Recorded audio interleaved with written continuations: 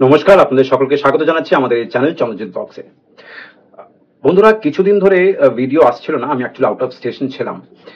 কিন্তু আজকে যখন কলকাতাতে ফিরলাম, ফিরে যেটা দেখতে পেলাম সেটা হচ্ছে যে তৃণমূল কংগ্রেসের একটা বিশাল ব্রিগেড হলো জনজাগরণ বলে, এবং সেটা ব্রিগেডের মাঠে সুন্দর করে র্যাম্প মতন তৈরি করে যাতে মানুষের মধ্যে তৃণমূলের নেতা এবং নেত্রীরা পৌঁছে যেতে পারেন সেরকম একটা আয়োজন করা হলো। ভিড়ও মোটামুটি ক্যামেরা থেকে যেগুলো দেখা গেল সেটা মোটামুটি ভালোই ভিড় ছিল, এবং সেই ভিড়গুলোকে ওরা প্রত্যেক বছর কি করে জোগাড় করে নিয়ে আসে সে বিষয়ে আমাদের প্রচুর ইনফরমেশন আছে, কিন্তু সেগুলো নিয়ে আমরা আলোচনা করতে এখানে আসিনি।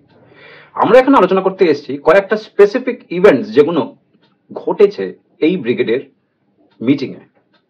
প্রথম হচ্ছে যে 42 আসনেই তৃণমূল লড়বে একা, অতএব ইন্ডি অ্যালায়েন্সের পিন্ডি চটকে গেল।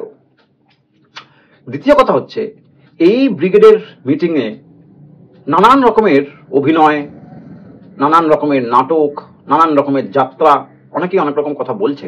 কেউ বলছে ফ্যাশন প্যারেড, কেউ বলছে র্যাম্প ওয়াক, নানান রকমের কথা ঘটছে। কিন্তু কয়েকটা ইম্পর্টেন্ট তথ্য যে কথাগুলো ওনারাই বলছেন তৃণমূলের দল থেকে, তৃণমূলের মুখপাত্র, তৃণমূলের যারা লিডার্স, ধরুন অভিষেক ব্যানার্জি, যে কথাগুলো উনি বলছেন সেই কথাগুলো ঠিক উল্টো উল্টো জিনিস আমরা গতকাল দেখলাম।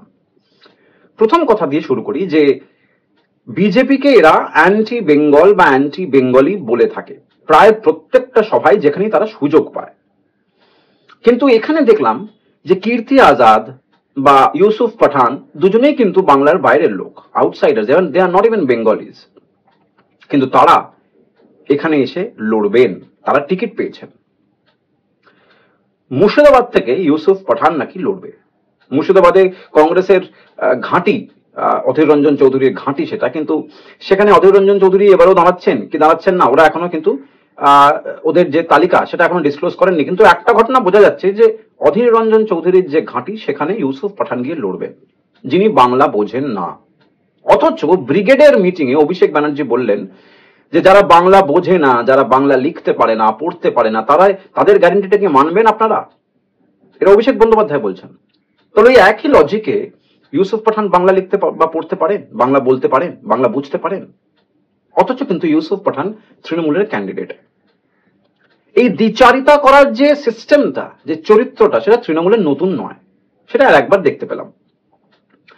দ্বিতীয় একখানা খুবই মজার একটা ফানি ক্যান্ডিডেটকে ওনা টিকিট দিয়েছে, সেটা হচ্ছে দেবাংশু, একটা 28 বছরের তরুণ ছেলে, যে প্রত্যেক দিন টিভিতে এসে তৃণমূলের ক্লেচ্ছাগুলোকে মোটামুটি ভাবে দূর করার চেষ্টা করেন, চারিদিক থেকে গালাগালি খান, ক্রিটিসাইজড হন, কিন্তু বেচারা কি করবে, তৃণমূলের আইটি সেক্টরের হেড বলে কথা। তাকে টিকিট দেওয়া হয়েছে তমলুক থেকে। তমলুকে সম্ভবত আমাদের কলকাতা হাইকোর্টের প্রাক্তন জাস্টিস অভিজিৎ গাঙ্গুলি দাঁড়াবেন, অতএব অভিজিৎ গাঙ্গুলি বনাম দেবাংশু। কানে খটকাটা লাগছে, বোঝাই যাচ্ছে যে একটি লোক, সে তাদের মধ্যে কোনো কম্প্যারিজন নেই, শিক্ষাগত দিক থেকে কোনো কম্প্যারিজন নেই, এক্সপিরিয়েন্সের দিক থেকে কোনো কম্প্যারিজন নেই, মানসিকতা, বিবেক, বুদ্ধি, বিবেচনা, কারোর সঙ্গে কোনো সামঞ্জস্য নেই, কম্পেয়ার করা যায় না। একজন সারাটা জীবন শুধু আইন, আদালত, জজ, ন্যায়, বিচার এর মধ্যে ছিলেন। অন্যদিকে দেবাংশু নিজের মুখ থেকে, ওনার মুখ থেকেই শোনা যে দীর্ঘ 5 বছর ধরে উনি পলিটিক্স করছেন বা রাজনীতি করছেন। উনি যখন ডিক্লেয়ার হলেন অ্যাজ এ তমলুকের ক্যান্ডিডেট, তখন যাওয়ার সময় গাড়িতে ওনাকে যখন জিজ্ঞেস করা হলো, উনি বললেন যে কাকে মানুষ বেছে নেবে, একটা ব্যক্তিকে যে তরুণ, যে মানুষের জন্য কথা কাজ করতে চায়, মানুষের কথা বলতে চায় এবং সে 5 বছর ধরে রাজনীতির মধ্যে আছেন, নাকি এমন একটি ব্যক্তি যে সম্প্রতি রাজনীতিতে, সক্রিয় রাজনীতিতে ঢুকেছেন। প্রশ্ন এখানে দুটো। এক, যে তৃণমূলের ক্যান্ডিডেট দেবাংশু নিজে বলছে যে একটি সম্প্রতি যার কোনো পলিটিক্যাল পাস্ট নেই তাকে বিশ্বাস করবেন, না ওকে বিশ্বাস করবে যে 5 বছর ধরে আছে? Well, in that case Debangshu, Rachana Banerjee যে আপনাদের আরেকটি ক্যান্ডিডেট, তারও তো কোনো পাস্ট রাজনীতির বা সক্রিয় রাজনীতির কোনো এক্সাম্পল বা কোনো হিস্ট্রি নেই। ইনফ্যাক্ট যেটা আছে সেটা রচনা ব্যানার্জি নিজে বলেছেন যে আমি কোনোদিন রাজনীতি করিনি, কিন্তু আমি বরাবরই দিদির সাপোর্টার, আমি নারীর জন্য কাজ করতে চাই, যে রাজ্যের মুখ্যমন্ত্রী একটি নারী। কিন্তু এই যে নারীর টান যাকে বলে, যেটা অনুভব করেছেন সন্দেশখালীর বহু মহিলারা, 2 মাস কেটে গেল, এখন অব্দি কিন্তু একবারের জন্য সেই নারীর টানে কিন্তু একবারের জন্য আমাদের মাননীয় মুখ্যমন্ত্রী সন্দেশখালীতে গিয়ে উঠতে পারলেন না। এমন একটি নারীর কাছে গিয়ে এর একটি নারী দাঁড়ালেন রচনা বন্দ্যোপাধ্যায়, যার কিন্তু কোনো পলিটিক্যাল ব্যাকগ্রাউন্ড নেই, অথচ দেবাংশু নিজের ক্যান্ডিডেটটাকে বেটার বলার জন্য বলে বসলেন যে আমি কিন্তু 5 বছর ধরে করছি, আপনি কি আমার উপর বিশ্বাস করবেন নাকি অমুকের উপর বিশ্বাস করবেন যিনি সম্প্রতি ঢুকেছেন। কন্ট্রাডিকশনস।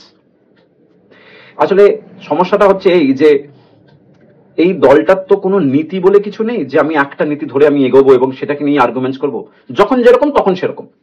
অতএব এদের যারা লোকেরা তারাও কিন্তু ভেবাচাকা খেয়ে যায় যে কখন কোনটা বললে শুনতে বা বুঝতে বা কনভিন্সিং বেশি লাগবে।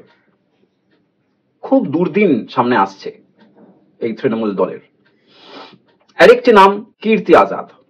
তিনি আগে বিজেপিতে ছিলেন, তার বাবা আগে মুখ্যমন্ত্রী ছিলেন, তিনি আগে বিজেপিতে ছিলেন, তারপরে ওখান থেকে টিকিট না পাওয়ার ফলে কংগ্রেসে এলেন, এইবার উনি তৃণমূলের ধ্বজা ধরেছেন। একটি আউটসাইডার।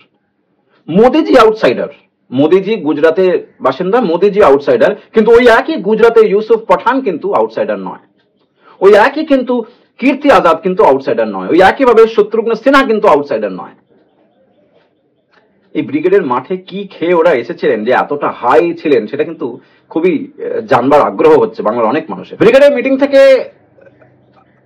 আমাদের মাননীয় মুখ্যমন্ত্রী জাস্টিস অভিজিৎ গঙ্গোপাধ্যায়ের সম্বন্ধে অনেক কটু কথা বলেছেন।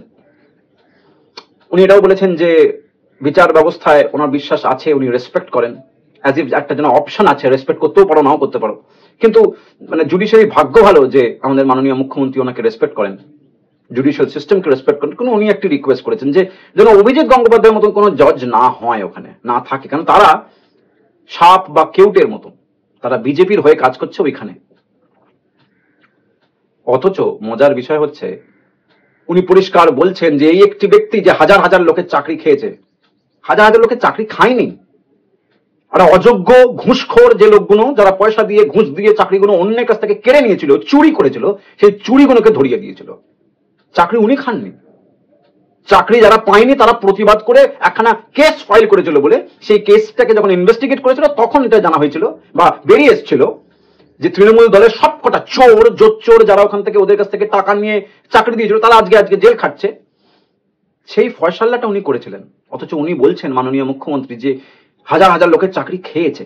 খাওয়া খাওয়ির যে কাজটা সেটা কিন্তু তৃণমূল দলের, খাওয়া খাওয়ির কাজ অন্য জায়গায় নেই সেরকম।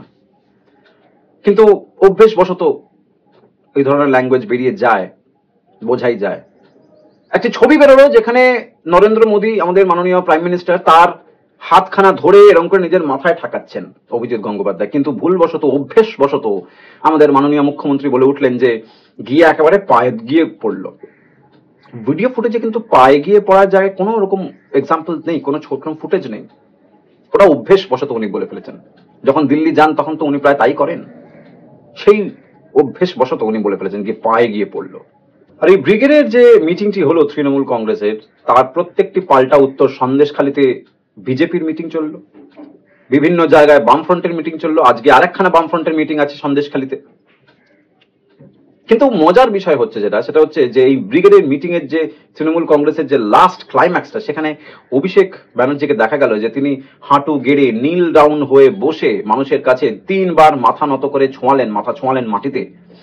উফ, চোখ থেকে জল বেরিয়ে এলো একেবারে, কিন্তু কালো রঙের জল। মানে মনে হচ্ছে ওগুলো দেখে চোখ দিয়ে বমি করি এই নাটকটা দেখে। বন্ধুরা, আপনাদের কি মতামত? এই যে রচনা ব্যানার্জি, ইউসুফ পাঠান, কীর্তি আজাদ, দেবাংশু, আরো যে 11-12 জনা মানে আশ্চর্য সব মানে ওয়ান্ডার্স তৃণমূল দলের, তাদেরকে নেওয়ার পেছনে যুক্তিটা কি? কার উঙ্গুলি হেলনে এদের নেওয়া হয়েছে? এবং যাদের নেওয়া হয়নি, ধরুন অর্জুন সিং, নুসরত জাহান, তাদের প্রতিক্রিয়াগুলো কি আসতে চলেছে?